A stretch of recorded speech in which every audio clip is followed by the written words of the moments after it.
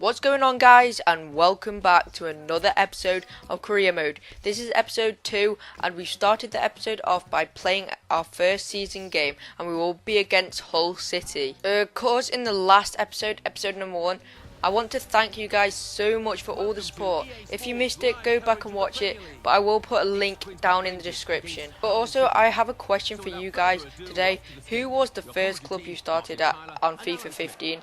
Mine with Man United, and how far did you get with them, and did you find it fun? But onto the game, I definitely fancy our chances of winning this game, and Fer puts a brilliant ball into Bahino. Bahino weaves past the whole City defence, and Sally does miss it, but it doesn't matter too much because it is only early in the game. For a good 15 minutes, nothing happens, and it was a bit boring, but all of a sudden, Hull City make this amazing play, and I do mess up with my right back, and it does lead to a chance, and eventually does lead to a good goal, and it was a really good goal, and it was really powerful. I didn't expect Green to get that in the net. But moving on for a counter attack, we have got Tarat on the wing trying to get past, and he does put in a good ball, but sadly Vargas cannot put it away. But apart from that, we make another good run from Fer, putting an amazing through ball into Bahino. Bahino's away, but then another great save by the Hull City keeper. It won't be surprising me if he does get man of the match because he has been playing amazing. But Tarat on the wing again, he makes another chance with a beautiful scoot turn, getting past the two defenders, getting past his man, and putting another one into Vargas, but sadly he can't put it away because the only problem with Vargas is he's not that tall. But great play by Bahino and Vargas. Bahino puts it into Vargas, lays it off, and he gets it through the keeper's legs, and it makes it 1-1 in the 48th minute. This is Bahino's third goal of the season, and what a way to start it to make it 1-1. Bahino's still looking in for his first goal, but I've got to say Vargas and Bahino, they work like a gem together. They are absolutely amazing, and again here to show it again, Vargas and Bahino just doing quick 1-2s, chipping it over the defence, then passing it out. Then Bahino has a blastering shot, but again the Hull City keeper does save it.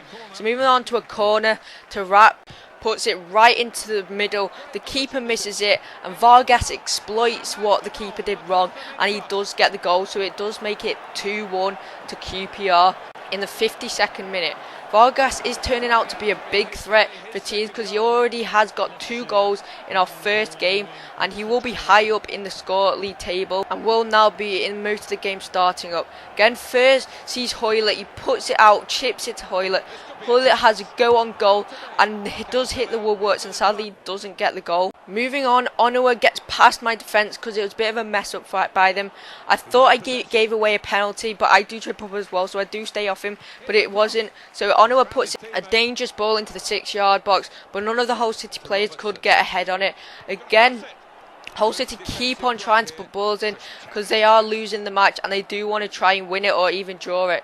So I am getting dominated by Hull City at this point. I'm just trying to defend, but they are getting really desperate, and it was a bit of a bad shot. So again, Onoa gets past my Hull City, my defence, and they put another ball in, and they do get a head on it, but it does hit the woodworks and the crossbar, and they do get another head, but it doesn't make its way into the back of the net. So Tarat does get past the defender, but he can't get enough on it, and it just goes straight to the keeper. And there it was the end of the game, and we did finish up at 2-1 for our first game. I was particularly happy with my team, especially Vargas, because he did make us win the match. I do think Bahino and Vargas were really threatening up front. We do get some emails coming in from Man City, Arsenal and Southampton and Spurs saying that I could get Kyle Walker because they would wish to sell him, but for 11 million I don't have that money at this moment in time, so I am thinking of buying him in later seasons. Also, I wanted Nathaniel Klein because he is a great right back, because at this moment in time our right back isn't amazing, but we do get our scout saying that he has finished up in England, so we do move into another country because he didn't find too much in England, but he's not the best scout. But I do decide to put him in Germany, partly because they have got a lot of talent in Germany, even though because of the likes of like Lahm, Goetze, they're really young players. I'm not saying I would get him, but They are really good. So we are going against Spurs for our next game, and it will be a bit of a tough game, partly because Spurs are a great team, and I'm gonna try and get a draw. But if I can, I would try and go for the win. But as before, we did get a win for Hull City, so that is really good. But they do put a ball into the box, and then they header it into the 6-yard box, but sadly couldn't pay off. And then they take another blastering shot at Green, but Green manages to keep it 0-0 and save the shot. Bahino does some nice dribbling, again weaving past their defence, pulls it back in, but sadly loses it. But it was a foul. It is quite controversial, this, because I don't know if it is a foul. It didn't look too much of a foul, but I'm not complaining. So Vargas does step up for the free kick and takes it, but it does hit the wall, so it doesn't challenge the goalkeeper. Now we are at the 33-minute mark. We are doing more attacking play, and Bahino puts in a brilliant ball to Vargas.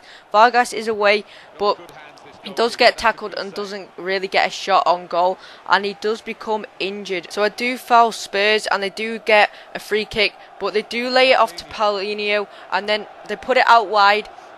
And then Ericsson puts it into the middle, and they take a shot, and it was very good play by Spurs, but they couldn't go one up in the first half. So moving on to the second half, in the 63rd minute, it was still 0-0, and Austin puts a brilliant ball into Onoa, who ran all the way from the back, heads it over the keeper, and takes the lead with the QPR 1-0 up from Tottenham. And we do start winning the game from the 64th minute onward. So as you can see there, Austin puts in an astounding ball, and Onoa just puts it over the keeper's head and gets his first goal for QPR. So now Spurs really want a goal, because they are 1-0 down to QPR, and they really did come here to try and win it. And Ericsson does put in a ball into the middle of the box. Lennon does lay it off, and they do get the goal back, so it does make it 1-1 in the 77th minute. I was pretty annoyed, partly because I thought I did have a chance of winning the game, but from then on, Spurs was obliterating me with his shots by hitting the woodworks, and then it did finish level, what I was really happy about, because Tottenham were going to be a hard team to go against, and I was going to struggle with QPR. But Bonglahor does take his final shot, and after that there wasn't much going on, and it did end 1-1. So I'm very happy about that result, partly because Tottenham are a great side. But I'm going to have to end the episode here, so please like, subscribe and comment. Thanks for watching, guys, and peace.